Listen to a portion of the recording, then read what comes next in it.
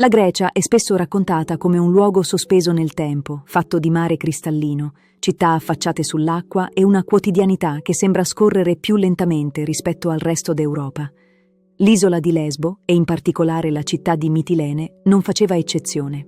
Amici miei, buonasera e bentornati sul mio canale. Io sono Elena e anche oggi sono qui a raccontarvi una storia da brividi.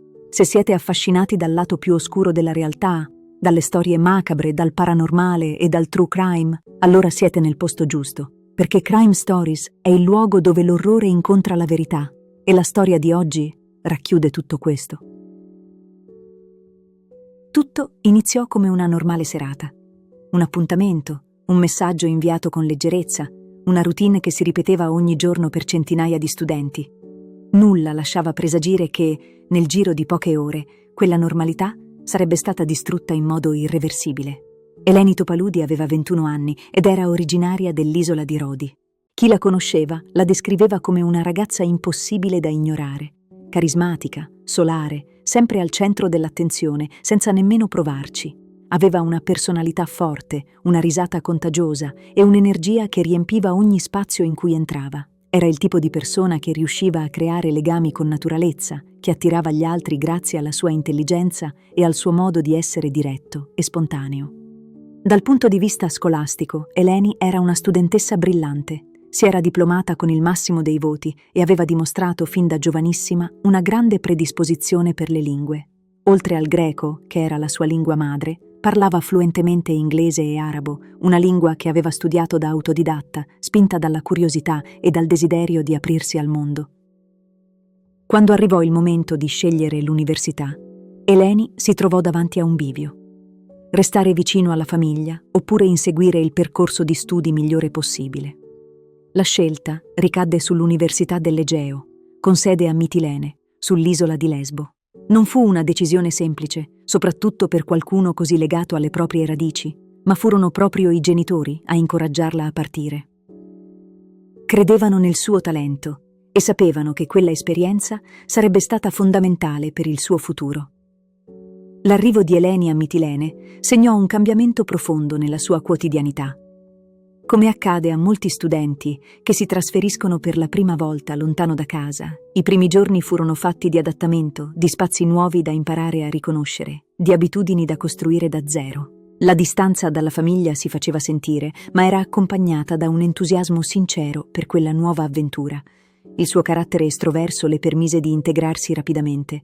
In poco tempo divenne una figura conosciuta e apprezzata, una di quelle persone che sembrano essere sempre nel posto giusto al momento giusto.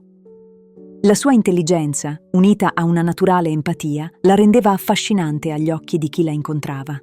Non era raro che attirasse l'attenzione e tra gli amici iniziò a nascere la fama scherzosa di rubacuori. Nel novembre del 2018 Eleni si iscrisse a Facebook. Come accade a moltissimi studenti della sua età, il social network era uno strumento per restare in contatto con amici, condividere momenti di vita quotidiana e conoscere nuove persone. Nulla di insolito, nulla che potesse destare sospetti. Pochi giorni dopo l'apertura del suo profilo, Eleni ricevette un messaggio privato da un ragazzo di nome Alexander Luca. La conversazione iniziò in modo semplice, informale. Alexander appariva cordiale, interessato, capace di sostenere un dialogo piacevole. Tra un messaggio e l'altro emersero interessi comuni, in particolare la passione per i viaggi e lo sport. Con il passare dei giorni, quel dialogo virtuale divenne sempre più frequente. Quando Alexander propose di incontrarsi di persona, la decisione sembrò naturale. Un primo appuntamento informale, senza grandi aspettative. Eleni non raccontò molti dettagli di quel ragazzo alle amiche, ma lasciò intendere di essere incuriosita, di sentirsi a suo agio all'idea di conoscerlo meglio. Come faceva spesso, Eleni adottò una semplice precauzione. Con le amiche aveva stabilito una sorta di codice di sicurezza. Se un appuntamento si fosse rivelato spiacevole o se qualcosa l'avesse fatta sentire a disagio, sarebbe bastato inviare un messaggio. Dopo circa mezz'ora una delle amiche l'avrebbe chiamata con una scusa qualsiasi, permettendole di interrompere l'incontro senza creare situazioni imbarazzanti.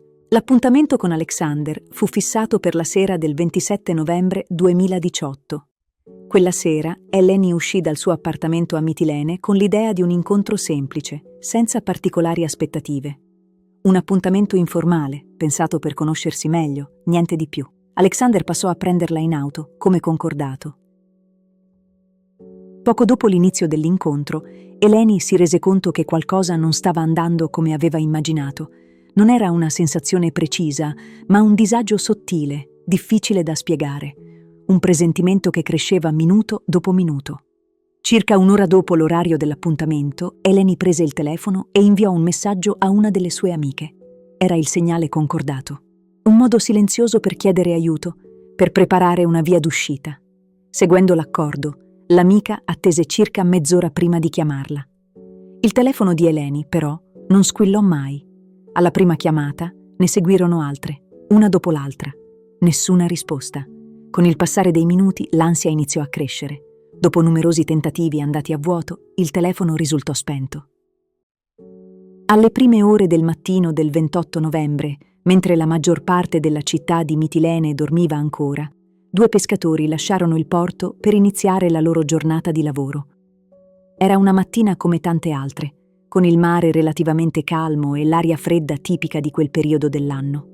Navigando lungo la costa, uno dei 2 uomini notò qualcosa di insolito tra gli scogli, poco distante dalla riva. Da lontano sembrava un oggetto oscuro, fuori posto, incastrato tra le rocce. Incuriositi, decisero di avvicinarsi per capire di cosa si trattasse. Man mano che la barca si avvicinava, la sagoma iniziò a prendere una forma sempre più riconoscibile. Quello che inizialmente era stato scambiato per un oggetto qualunque si rivelò essere il corpo di una giovane donna. I pescatori compresero immediatamente la gravità della situazione e contattarono le autorità. La polizia arrivò sul posto in pochi minuti, delimitando l'area e avviando i primi rilievi. Il ritrovamento avvenne in un momento cruciale. Di lì a poco la marea sarebbe salita, rischiando di trascinare il corpo al largo e rendere molto più difficile il recupero e l'identificazione. La scena appariva subito drammatica. Il corpo si trovava tra gli scogli, in una posizione che lasciava intuire che non si trattasse di una caduta accidentale. Fin dalle prime osservazioni risultava evidente che quella morte nascondeva qualcosa di molto più complesso. Quando gli agenti iniziarono l'analisi della scena, apparve subito chiaro che la giovane donna ritrovata tra gli scogli non era morta a causa di un incidente. Il corpo presentava numerose ferite da arma da taglio, segni incompatibili con una semplice caduta. Il volto era completamente sfigurato, al punto da rendere impossibile un'identificazione immediata. La violenza subita era evidente. Non si trattava di un evento improvviso o casuale, ma di un'aggressione brutale. Le condizioni del corpo indicavano che la vittima aveva lottato, che aveva tentato di difendersi. Ogni dettaglio rafforzava l'ipotesi di un omicidio. Durante i rilievi, un particolare attirò l'attenzione di uno degli agenti. Sulla caviglia della giovane donna era visibile un piccolo tatuaggio raffigurante una rosa. Era l'unico segno distintivo rimasto intatto, l'unico elemento che poteva offrire una possibilità concreta di identificazione. La polizia decise di fotografare il tatuaggio e di avviare immediatamente le ricerche. Gli investigatori iniziarono a contattare uno a uno i centri di tatuaggi di Mitilene, nella speranza che qualcuno riconoscesse quel disegno come una propria opera. Nel giro di poche ore, un tatuatore riconobbe quel simbolo. Quel tatuaggio era stato realizzato da lui e apparteneva a una studentessa universitaria. Il nome che emerse fu quello di Eleni Topaludi. Quel piccolo tatuaggio a forma di rosa non era un dettaglio casuale nella vita di Eleni. Non era stato scelto per moda o per capriccio. Per lei rappresentava un simbolo preciso, legato a un momento di cambiamento profondo. Eleni se lo era fatto poco dopo il trasferimento a Mitilene come segno di un nuovo inizio, di una fase della vita che stava finalmente prendendo forma. Quando la polizia informò la famiglia, la preoccupazione che aveva iniziato a serpeggiare la sera precedente si trasformò in una devastazione totale. Le chiamate senza risposta, il silenzio improvviso, l'assenza di notizie avevano già fatto temere il peggio. La conferma ufficiale fu un colpo impossibile da assorbire. Con l'identificazione di Eleni, le indagini assunsero immediatamente una direzione precisa. Gli investigatori non avevano mai considerato seriamente l'ipotesi di un incidente, ma ora ogni dubbio venne definitivamente escluso.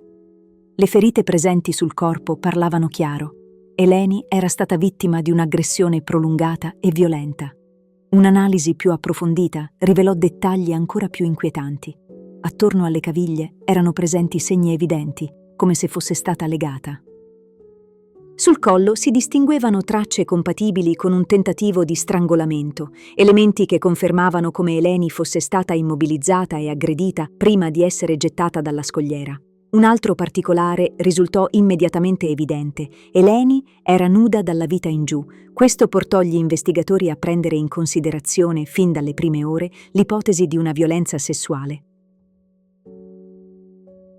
Un'ipotesi che sarebbe stata poi confermata dall'autopsia. La dinamica della morte appariva sempre più chiara e allo stesso tempo sempre più crudele. Eleni non era morta immediatamente dopo la caduta. Le ferite riportate indicavano che era sopravvissuta all'impatto, rimanendo però gravemente ferita e incapace di muoversi. La morte era sopraggiunta solo in seguito, a causa dell'annegamento, quando l'acqua aveva lentamente raggiunto il suo corpo. Una volta chiarita la natura dell'omicidio, gli investigatori si concentrarono sulle ultime ore di vita di Eleni. Il primo luogo da analizzare fu il suo appartamento a Mitilene. La speranza era quella di trovare un indizio, un segno di colluttazione o qualsiasi elemento che potesse suggerire che qualcosa fosse accaduto lì. L'appartamento, però, appariva ordinato. Non c'erano segni di scasso, né tracce di violenza. Tutto sembrava indicare che Eleni fosse uscita volontariamente quella sera e che ciò che le era accaduto non avesse avuto origine tra quelle mura. Questo dettaglio restringeva ulteriormente il campo delle indagini. Bisognava capire con chi fosse uscita e dove fosse andata. Fu allora che gli investigatori notarono un elemento fondamentale. All'esterno del condominio era installata una videocamera di sorveglianza.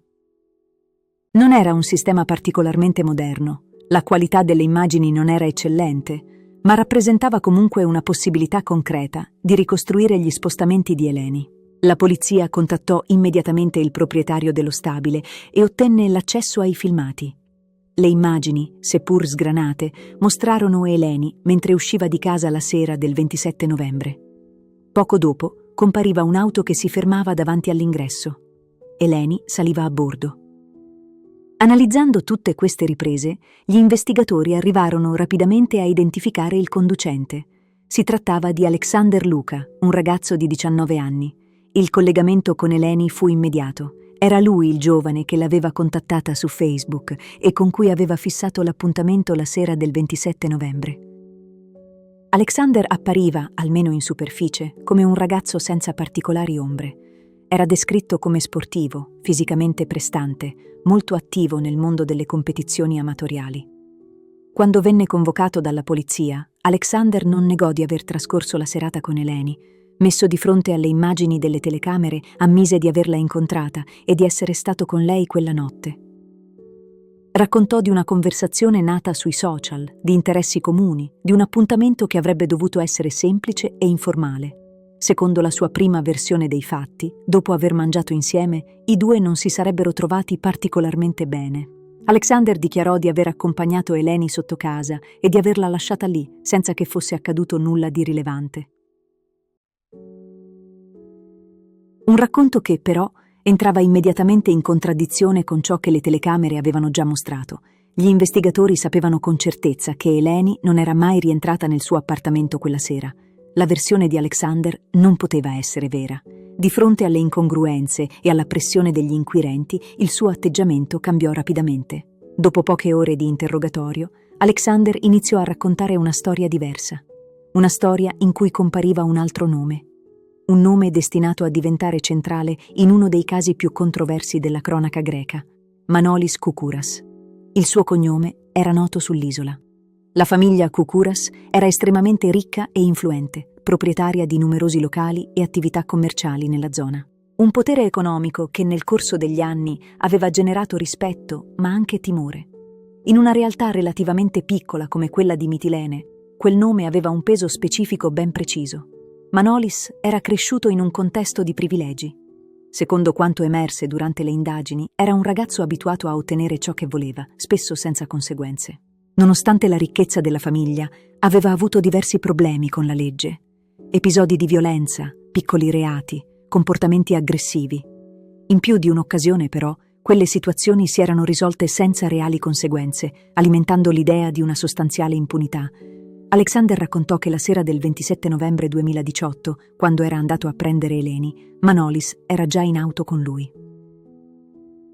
Eleni non era stata informata della presenza di una terza persona. Si aspettava un incontro a due, un appuntamento normale, non certo un'uscita di gruppo con uno sconosciuto. Durante il tragitto, Manolis iniziò a parlare di sé. Raccontò della sua famiglia, della ricchezza, della grande villa di proprietà poco fuori Mitilene, affacciata sul mare. Il tono era quello di chi era abituato a impressionare, a usare il proprio status come strumento di potere e seduzione. Ma Eleni non era interessata a quel tipo di ostentazione. Il denaro e il lusso non la colpivano. Il suo obiettivo quella sera era semplicemente conoscere Alexander, non farsi trascinare in una dinamica che non aveva scelto. Quando Manolis propose di prendere del cibo e andare a mangiarlo nella sua villa, Eleni rifiutò. Disse chiaramente di non essere interessata. Un no netto, espresso senza aggressività, ma con fermezza. Per Manolis, però, quel no non era una risposta accettabile e insistette. Minimizzò il disagio di Eleni, presentando la situazione come qualcosa di innocuo, quasi inevitabile. Alexander rimase in silenzio, senza intervenire, senza prendere le difese di Eleni. Quel silenzio contribuì a isolarla ulteriormente. A quel punto, Eleni si rese conto di non avere il controllo della situazione. Si trovava in un'auto con due ragazzi, uno dei quali stava ignorando deliberatamente la sua volontà. Fu in quel momento che prese il telefono e inviò il messaggio all'amica. Poche parole, sufficienti per chiedere aiuto senza destare sospetti. Una richiesta silenziosa, dettata dall'istinto di sopravvivenza. La villa di Manolis si trovava poco fuori Mitilene, in una zona isolata, lontana dalle luci della città e dalle abitazioni vicine.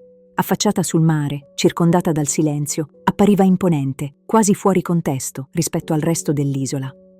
Un luogo che, di notte, trasmetteva più inquietudine che fascino. All'interno della villa l'atmosfera risultò immediatamente opprimente. Nonostante il lusso degli ambienti, Eleni non si sentiva a suo agio. Ogni dettaglio, ogni spazio troppo ampio contribuiva ad amplificare il senso di isolamento. Non c'erano altre persone, nessuna possibilità di chiedere aiuto. Solo lei, Alexander e Manolis.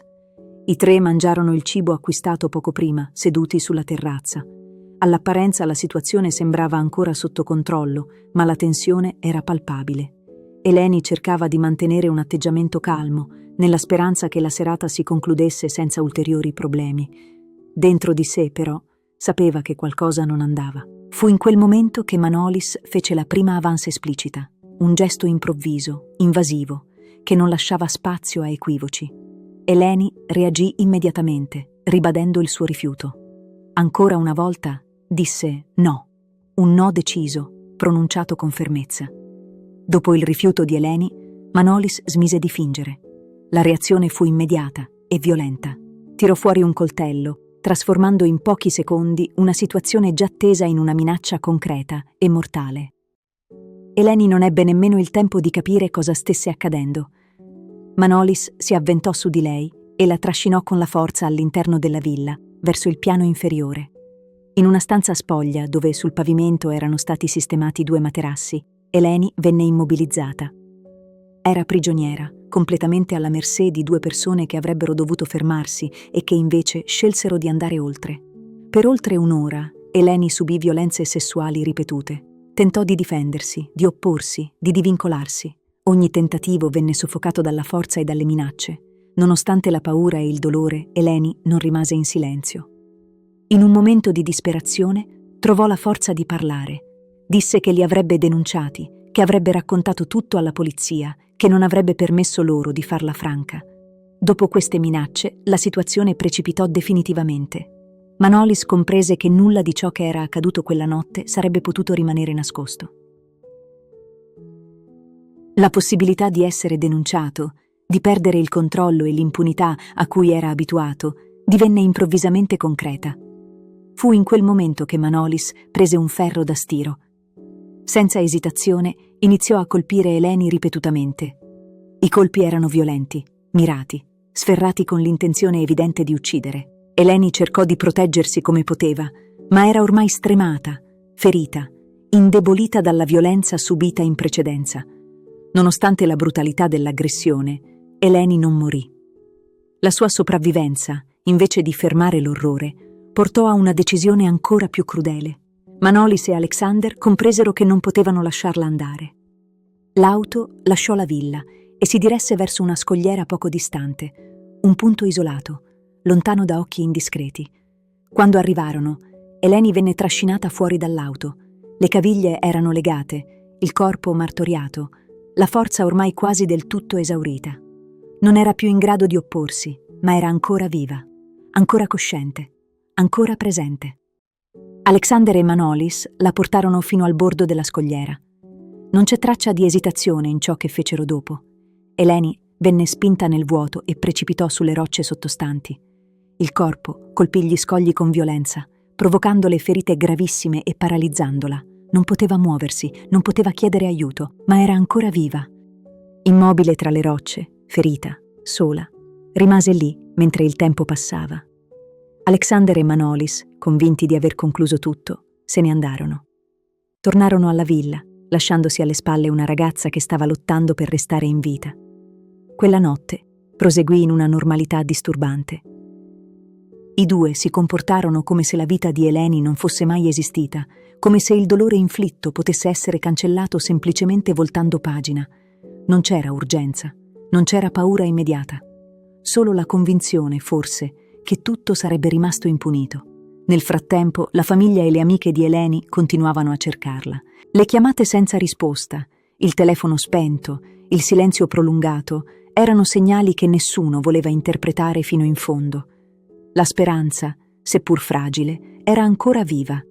Ma a poche ore di distanza, quella speranza sarebbe stata definitivamente spezzata. Dopo la confessione di Alexander, la polizia si mosse rapidamente. Manolis venne arrestato poche ore dopo. Di fronte agli investigatori, però, la sua versione dei fatti era completamente diversa. Manolis negò ogni responsabilità diretta e attribuì l'intera colpa ad Alexander, sostenendo che fosse stato lui l'unico autore delle violenze e dell'omicidio. Alexander, al contrario, continuò a indicare Manolis come il principale responsabile. Secondo il suo racconto, lui avrebbe assistito senza riuscire a fermare quanto stava accadendo, finendo poi per aiutare solo nelle fasi finali. Due versioni opposte, due tentativi evidenti di scaricare la colpa sull'altro. Una squadra della polizia venne inviata alla villa di Manolis. Quello che trovarono confermò ogni sospetto. Tracce di sangue erano presenti in numerosi ambienti, segno che la violenza non si era consumata in un unico luogo né in un unico momento. Nonostante i tentativi di pulizia, la scena parlava con chiarezza. Anche l'auto di Alexander conteneva evidenti tracce ematiche, compatibili con il trasporto di Eleni dopo l'aggressione. Di fronte a quel quadro, l'ipotesi che uno dei due fosse completamente estraneo ai fatti venne rapidamente scartata. Se uno solo avesse agito, l'altro avrebbe avuto il tempo, l'occasione e la possibilità di fermare tutto o di chiedere aiuto. Nulla di questo accadde. Con l'avvio del procedimento giudiziario, il caso di Eleni Topaludi iniziò a uscire dai confini di Mitilene e a occupare le pagine della cronaca nazionale. Ma fin da subito emerse un elemento inquietante. Il modo in cui Alexander e Manolis venivano raccontati non era lo stesso. Il nome e il volto di Alexander comparivano ovunque. Fotografie, generalità complete, ricostruzioni dettagliate del suo profilo. Al contrario, Manolis veniva spesso indicato in modo vago, come il secondo ragazzo, l'amico, l'altro coinvolto.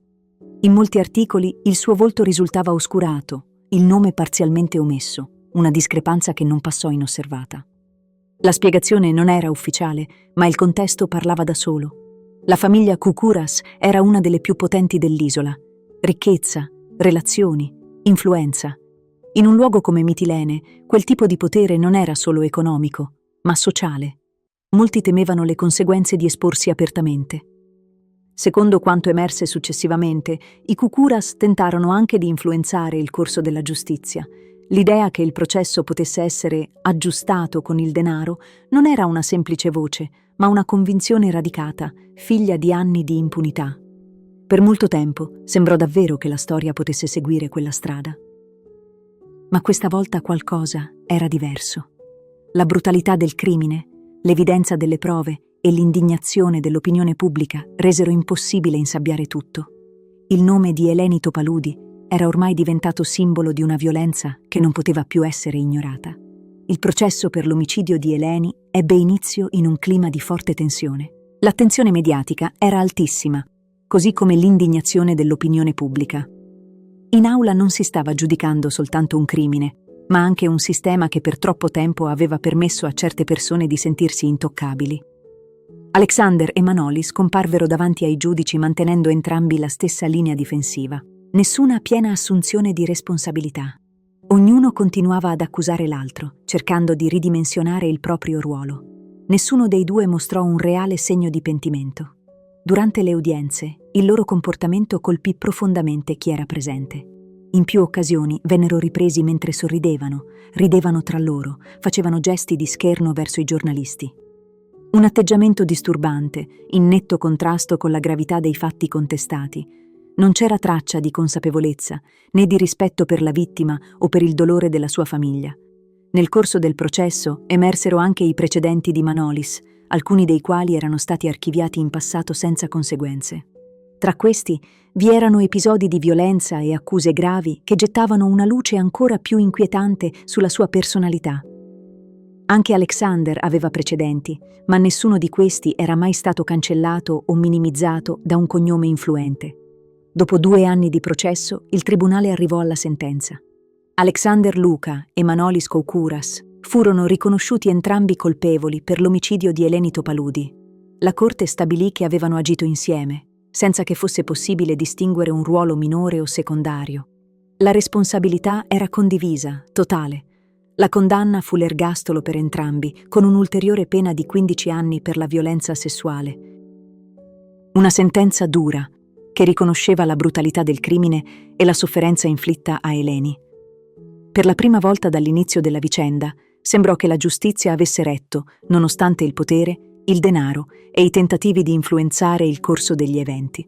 Eppure, anche in quel momento, rimase un'ombra. In Grecia, l'ergastolo non sempre equivale a una detenzione a vita. Esistono meccanismi di riduzione della pena, benefici, possibilità di uscita anticipata. Una realtà che lasciò aperta una ferita difficile da rimarginare, soprattutto per la famiglia di Eleni, consapevole che quella condanna, per quanto severa, poteva non essere definitiva come sembrava. Se questo racconto ti ha colpito, prenditi un secondo per sostenere il canale. Per te è un piccolo gesto, ma per noi è importante. Iscriverti, lasciare un like e un hype aiuta questo tipo di contenuti a crescere e a raggiungere sempre più persone. Ora però voglio sapere cosa ne pensi tu. Scrivimelo nei commenti. Li leggo sempre e spesso diventano spunti per nuovi video. Attiva anche la campanella e ci vediamo al prossimo caso.